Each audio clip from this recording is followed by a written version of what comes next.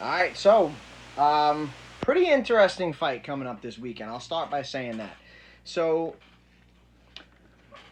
I believe this is a pay-per-view fight, which to me is odd. We got Luis Ortiz versus Andy Ruiz here. Now, fight-wise, I think this is pretty interesting, but let me get something out of the way really quickly before we even go forward with any type of fight breakdown or anything. I believe this fight is on Sunday, September 4th, and I believe it's a pay-per-view. I mean, where are they pulling this pay-per-view shit out of their ass, honestly? Like, Wilder versus Helenius is a pay-per-view? Since when is Helenius a pay-per-view fighter? Who has Helenius beat besides Kaunacki? And who has Kaunacki beat? So, again, I like Kaunacki. I'm not trying to knock any of these guys. I'm knocking the scenario that's going on here. I'm sorry, man, but this is not a pay-per-view fight. It's a fight on a Sunday. And it's got to be a 10-round fight unless they're going to make up some bullshit belt that they're going to give the winner of this fight. You're going to pay a fucking pay-per-view to watch a 10-round fight between guys that have lost to the top-tier guys, and they're clearly not the top-tier guys. Bro, it's very odd to me. And listen, if you... And I'm not saying this for an entertainment value, because this very well could be a great fight. I actually think this will be a very good fight, but... It's just not a pay-per-view fight. I'm sorry. It's just not. Just because two guys, the styles might make a decent fight doesn't mean that it's a pay-per-view fight. So, that's my take on that first and foremost, to get that out of the way. But now let's talk about the fight for a minute, because I actually do think there's a couple of interesting things to do with this fight. So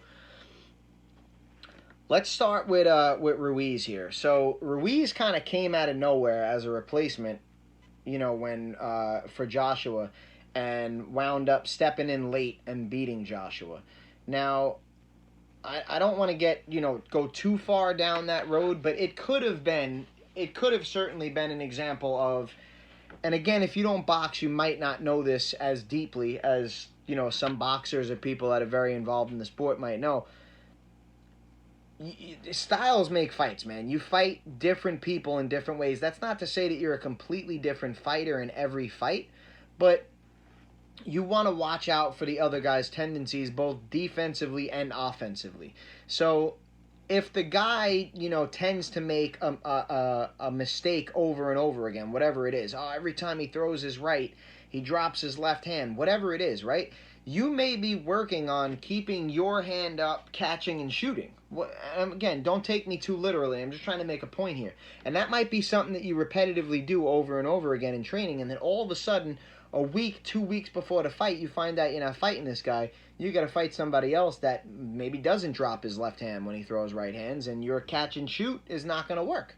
Maybe he's going to throw 1, 2, 3, and he's going to step outside of your catch and shoot, and he's going to two-piece you after you parry the first punch. So I do think there's a little bit of an element of surprise that comes with somebody stepping in late like that, and I do think that there's always a decent chance for an upset, given that the guy stepping in has been in the gym and is in shape, right? Like, you got a guy who's been training and then gets a call, hey, listen, do you want to take this fight on short notice? Fuck yeah, I'm ready every day, I stay in shape, whatever the case is. I think that gives that guy a better chance of scoring an upset, because the guy that he's fighting against has been preparing for somebody else for 4 to 6 weeks already.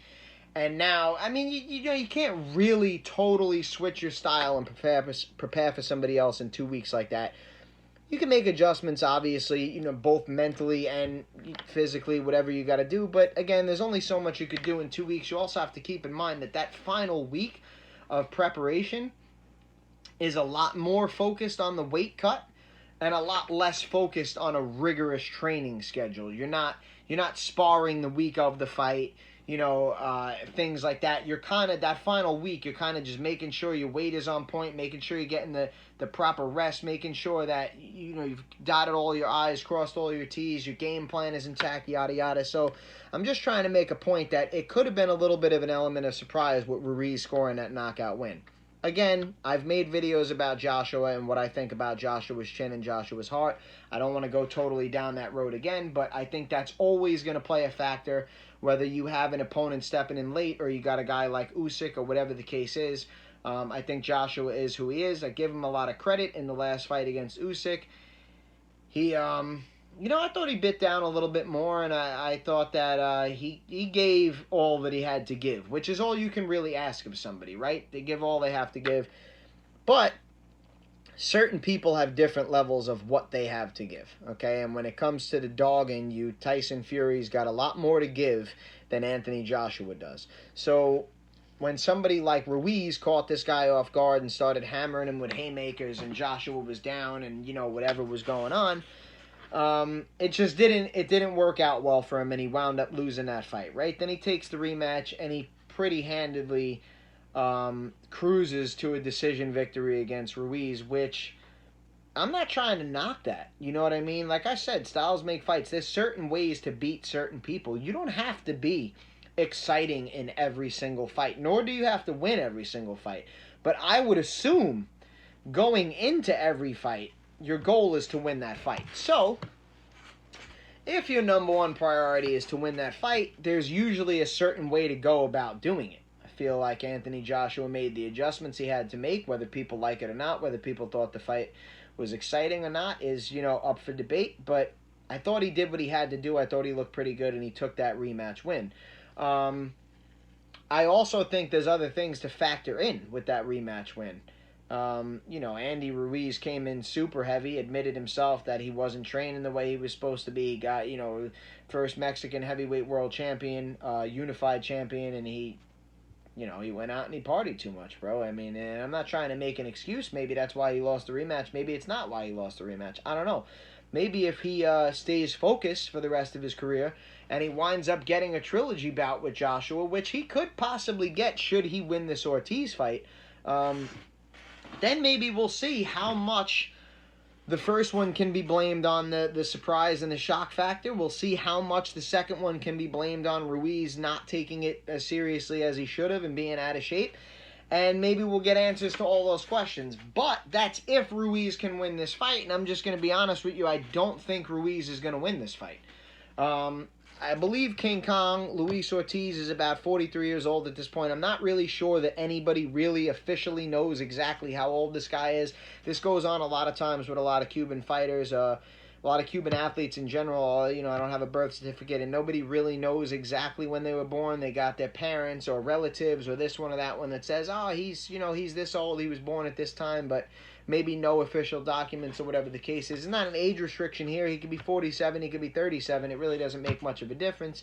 If the guy wants to fight and he's in health and he's getting cleared and licensed to fight, then it really doesn't make a difference what his age is. So I don't really see why we would go out of our way to lie about something like that. But point being that Ortiz is in his 40s probably, and he's probably in his mid-40s. Now, that being said, I personally haven't seen much aging in Luis Ortiz.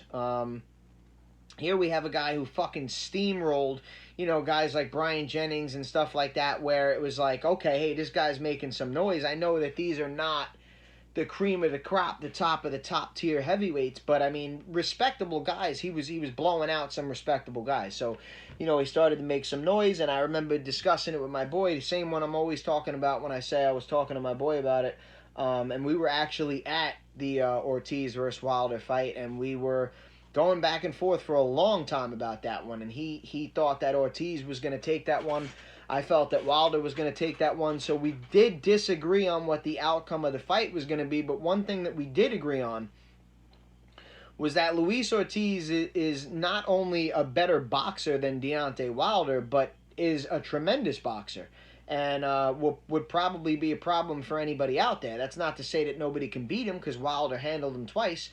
But, tough fight for anybody out there. My thing was, my argument was, listen, bro, this guy has fought 40 people, and he's knocked out every single one of them. So, at this current point in time, I just don't believe that he won't be able to find a way to stop this fight. And he was probably losing on points. He was badly hurt, and I believe it was the 7th round. He almost got stopped. So, Ortiz almost got that knockout win there, but Wilder found a way to stop that fight. They had a rematch. Wilder lost pretty much every single round, found a way to land that punch. So, I'm not overly interested in Ortiz Wilder 3. And I'll tell you, when Ortiz lost to Wilder the second time, to me, that was kind of it for Ortiz. It was kind of like, guy's in his 40s. I mean, what is he really going to do at this point, right? Because that's the guy to beat. I mean, Wilder and Joshua had all the belts. So if you want to be heavyweight champion, you got to beat one of those guys. And I don't want to say he can't beat Wilder, but I mean, okay, he loses 2 times, he loses 3 times, he loses 4 times. Do we just keep telling him fight Wilder until you eventually just get lucky and win one, or whatever the case is? Oh, he won 1 out of 10. Well, okay, he beat him then, right? I mean, nobody wants to see that. So the point that I'm trying to make is, it's similar to like the Danny Garcia scenario where Danny Garcia moves up to 154. I don't know exactly why Danny Garcia did that, but I mean, think of the logic behind it, right? Danny Garcia, I would assume, he's a very competitive person, proud dude, you know what I mean? He works hard and he fights hard out there and shit. I would assume Danny Garcia would like to be champion. Well, if Danny Garcia wants to be champion at 147, he's got to beat Errol Spence or Bud Crawford, and not to be an asshole, but he's just not beating either one of those guys. He already fought Spence, and although I thought Danny, showed grit, showed guts, hung in there, didn't go down, was fighting back the whole fight. Didn't seem to be flustered to the point where he looked bad. I just thought Spence was the better fighter. I thought Spence fought the better fight. He was the better guy on the night. I think he's overall the better fighter, and it just is what it was that night. The other 2 losses that Garcia had to Porter and Thurman were extremely close, and although I did think those were the right decisions, I did think Garcia lost those fights. They were very close fights, and you can't really shit on somebody. All right, well, you lost 7-5 to the top guy. All right, well, you lost 7-5 to another top guy. He's obviously shown what level he's at. But again, is he going to beat Bud? Is he going to beat Errol Spence? I mean, he's already had his shot at Errol, and we saw how that went. And I don't see him beating Bud. And quite frankly, I don't think that he thinks he's going to beat Bud either. So he moved up, right? Ortiz doesn't have that option. Ortiz is a heavyweight. So he can't say, well, I'm not going to get a belt. I'm not going to beat Wilder. I already fought him twice, so let me move up. Let me move to a different weight class. He didn't have that option, right? So I kind of just felt like, listen, you're in your 40s. You had your 2 shots against the top guy. He's just got your number. He finds a way to land that punch no matter how well you're doing in the fight, no matter how many rounds you're up. He just finds a way to land that punch, and, that is what it is. So say goodbye to your heavyweight championship hopes. And I just, I didn't think, what is Ortiz going to do? He's going to get better after that? The guy's in his 40s, and he 2 knockout losses to the same guy, I just felt like the future for Ortiz, listen, Ortiz could go fight other guys and beat them. And Ortiz could still be the number 2 heavyweight or the number 3 heavyweight. That doesn't mean that he's ever going to win the belt, that he's ever going to beat Wilder or whoever it is that he fights. I'm not saying he can't. I'm just saying that doesn't, just because he stays up near the top doesn't mean he ever gets that belt. So, it looked grim to me for Ortiz. And then now we have this scenario unfolding where Ruiz comes out of nowhere and knocks out Joshua, and it's like, oh shit, this dude can box. Yeah, he's chubby, but he's got fast hands, and he's got really good boxing skills. This dude's a problem. Then he shits the bed in the rematch, right? And it's like, man, that's it? That's it for Andy Ruiz? He just, one and done? Then he gets this fight with Chris Arreola, who was probably 39, 40 years old at the time. And listen, I love Arreola, man. I love Arreola. Very exciting fighter. Dude's got a ton of heart. Great chin. Always goes in there and gives his all. Makes it a rough night for anybody. But Ruiz should have relatively easily handled Arreola. Just with his boxing skills alone, and his quick hands. Going into that fight, I thought that Ruiz would have an easier time with Arreola. Arreola is not the greatest offensive fighter. He doesn't have that many tools in his arsenal that I thought he was really going to give Ruiz trouble, and he did give Ruiz a lot of trouble. Now again, Ruiz was using a new trainer in that fight, and he had just lost a lot of weight. I know this sounds counterproductive, but some people are just better when they're bigger, man.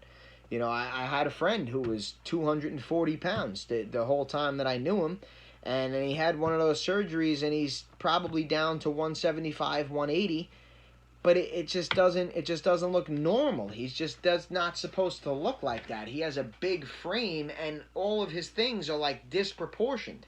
So, listen, I'm not saying that this is the case, but it could have been one of those things where Ruiz lost too much weight, and he doesn't fight well like that, and he doesn't feel comfortable like that, and maybe there was just problems.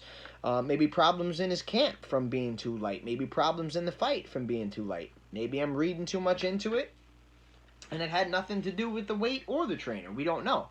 Point that I'm trying to make is that you came out of nowhere, you knocked out a guy that was seemingly unbeatable at the time, you took the belts, you shit the bed, you lost the belts, right? Okay, cool. Listen, Andy, let's just wipe the slate clean here. You've proven that you can at least compete with the top guys, right? Whether you got lucky and it was a fluke or not, whatever. You should be in there with the top guys, right? So you coming off of a loss, we're going to give you another guy who's on the downside of his career. He's not a top dog, but he's a tough guy. I mean, this is how many times do you get people like this fed to you, these gatekeeper type guys, where they're going to make your life a living hell that night. Somebody similar to me, where you should win. You're probably going to win, but I'm not going to fucking make it easy on you. Trust me. Like, I'm going to come at you, and I'm not going to fucking quit. And you're going to have to dig into your bag to beat me. If you dig into that bag, it's probably a relatively easy win, because I'm not the most skillful fighter. But I'm going to make you fucking work, bro. And you're going to know you were in a fucking fight. That's Arioli. You know what I'm saying? And if you don't come on your A game and you don't dig into your bag of tricks, he may steal one from you, bro. Because he's not going to make it easy on you. But I just thought, coming off of that poor performance in the rematch against Joshua and stuff like that, where he really needed that big statement win, he just didn't go out there and get it. I didn't think he looked very good against Ariola. So at this point, I'm kind of questioning, like, what's up with Ruiz? Like, what Ruiz are we going to get in this Ortiz fight? Are we going to get the Ruiz that blew out Joshua in the first fight? Are we going to get the super out-of-shape, overweight, 300-plus pound Ruiz that shit the bed in the Joshua rematch? Are we going to get the possibly underweight and wrong training matchup Ruiz that squeaked by a decision win against a lower level of opposition? I mean, what Ruiz are we getting here? Now, I think if either guy comes out in this fight and has a big statement win, I think it's a big jolt for their career. And let me explain why I'm saying this about Ortiz. Wilder signed on to fight Helenius, right? I think Wilder will win the fight, but we don't really know what's going to happen. Wilder has already hinted at retiring, so we don't know how many fights Wilder has left. Should he lose this fight, which I don't think he will, but should he lose this fight, he very well may retire. Right? Now, this is all in the immediate future. This is all before the end of this year. So, hypothetically, devil's advocate, let's just say Luis Ortiz comes out and blows out Andy Ruiz, right? It's a bad look for Andy Ruiz because that's now, two losses in 3 fights, and probably in both of which you looked pretty bad, and your only close win that you got was against a lower level of opposition, and you didn't look great doing it. So it kind of shows you where Andy Ruiz belongs. Okay, he's not really as great as we may have thought he was. He just performed great in that first Joshua fight. Listen, he's a top dog. He's going to be in there with Luis Ortiz and Helenius and Kaunaski and Joshua and these people. And he's not going to just get blown out by everybody. That's not what I'm saying. But if Andy Ruiz gets blown out by a 43-year-old Luis Ortiz, 2 out of 3 losses, things like that, I think it does show you that Ruiz is not to be taken as a top dog in this division that's a really threatening guy to go get all these belts or beat Usyk or beat Fury or whatever like that. I mean, honestly, if he gets blown out by a 43-year-old Luis Ortiz, is anybody going to think that Andy Ruiz is going to go beat Usyk or Fury? Probably not. So, now, on the flip side of that, if Ortiz comes out and fucking buries Ruiz, who is supposed to be, all right, man, he fucked up. He put on too much weight, he fucked up. He's getting back into things now, right? New trainer, losing weight, getting back in the winning cycle, right? He's supposed to be being fed this guy that's on the tail end of his career, but is still a top dog that he can switch lanes with and send Ortiz down this way, and he can put himself back into this mix of one of these top heavyweights, right? But if Ortiz comes out and blows him out, it's like, okay, hold up. We kind of know where Ruiz goes now. He's a great fighter, but he's not really one of these top dogs. But Ortiz, on the other hand, has now only lost to Wilder. So that's seemingly the only guy that he doesn't seem to be able to beat. We don't know what's going to happen in Wilder-Helenius. We don't know what's going to happen after Wilder-Helenius with Wilder. We don't know if he's going to retire or whatever the case is. So, again, hypothetical. Let's just say Fury fights Usyk, wins, retires. Ortiz blows out Ruiz. Wilder loses to Helenius and retires. Again, I'm not saying I think these things are going to happen. I'm just saying, let's look at a hypothetical situation. King Kong is now probably the top guy. I mean, who's going to be the top guys after that, right? It's going to be Usyk, Joshua, and Ortiz. If Joshua and Ortiz fight, I'm taking Luis Ortiz if he doesn't look like he's getting old. Okay, now 43 is up there, bro. But you got guys like Hopkins who won and defended titles, 48, 49 years old. Guys like George Foreman won a title at 45 years old, things like that. So, what I think is interesting is I think there's a possibility now of Luis Ortiz's goals just completely changing at this point. If I'm Ortiz, what I'm hoping for is exactly what I just said. Come out, blow out Ruiz, show that you're still a top guy in the division, you're not aging rapidly, you can fight into your 40s and still compete and still be a top dog. Shove Ruiz down the rank a little bit, right? Hope Wilder loses and retires, hope Fury wins and retires. That puts you, Joshua, and Usyk almost basically on an even playing field. Should Ortiz continue to perform at the same level, I will take Ortiz. If he comes out and fucks up Ruiz and looks really good, I would take Ortiz in an Ortiz versus Joshua fight. I think Ortiz probably wins that fight. Again, I'm just speculating on a lot of things here. I don't know what's going through anybody's head. I don't know what anybody's plans are. I'm just trying to point out that with this little subtle fight that's on a Sunday and should not be a pay-per-view and is probably going to be a 10-round fight unless it's for a bogus made-up belt, I'm trying to point out how this little subtle under-the-radar fight really could wind up being a deal breaker for a couple of people here. So at the end of the day, I will say this. I don't know which version of Ruiz is going to come out. I also don't know how rapidly Ortiz is aging at this point in his early to mid-40s. So to me, those are question marks going into this fight, which it's hard to really pick who you think is going to win when you have these types of question marks. But I'm here to make a pick. I'm here to give a prediction, so that's what I'm going to do. And I think that as long as Ortiz has not rapidly aged since his last fight, I think Ortiz takes this fight, bro. I'm actually going to... you know what? I was going to lean towards Ortiz by stoppage, but I don't want to do that to Andy Ruiz. I saw Andy Ruiz get up off the deck to stop Joshua and unify the belts. I saw Ruiz not quit when he was just, he couldn't even touch Joshua for 12 rounds and he was out of shape. He was still coming forward. Again, I'm not saying he went balls to the wall and went all out and got knocked the fuck out trying to get a win, but I'm just saying that Ruiz...